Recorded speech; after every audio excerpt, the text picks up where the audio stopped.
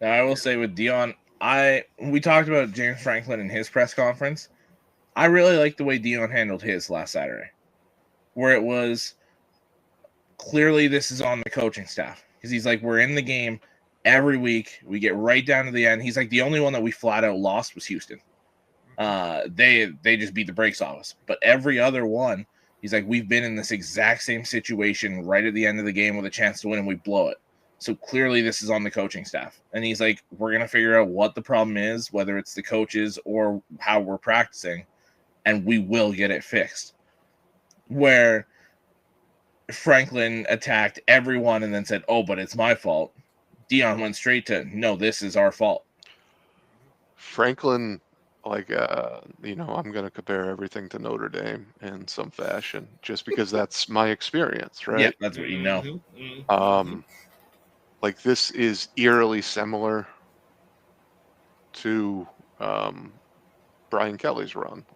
Brought back stability, made you relevant, but you don't win the big ones. So, and I, so what you're saying is they got to hope that he picks a different job and walks out the door. That's kind of what I'm saying, because I never would have, based on my fanhood, I wasn't going to be the one chasing Brian Kelly out. Yeah. Was I happy for the new beginning when he left? Absolutely. Well, and especially Marcus Freeman. Yeah.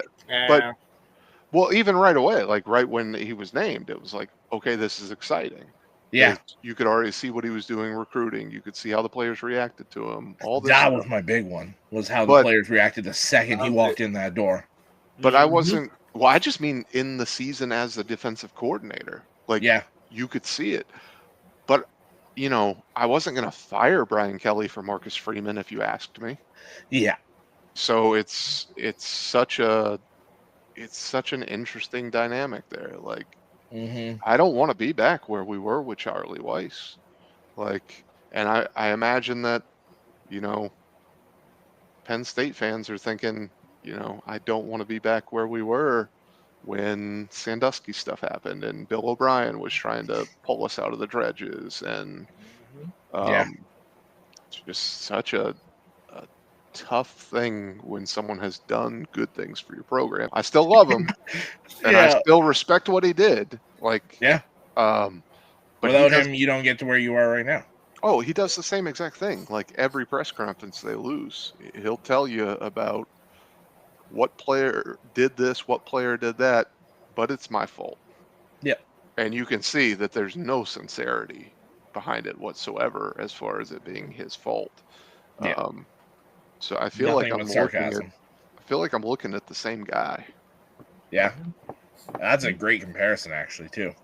Because, they're there pretty much every year, but they can't get past just showing up, Yeah. Or getting up for the big ones.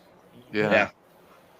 How many times did you guys get to, for example, the national championship with Manti Te'o there, or the playoff game when we were still in the 4-team playoff, and it's just you show up and you think, okay, this might be the time, and then it's just the same thing time after time, and that's Penn State in the regular season at this point.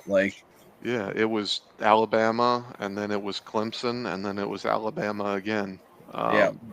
So the two playoff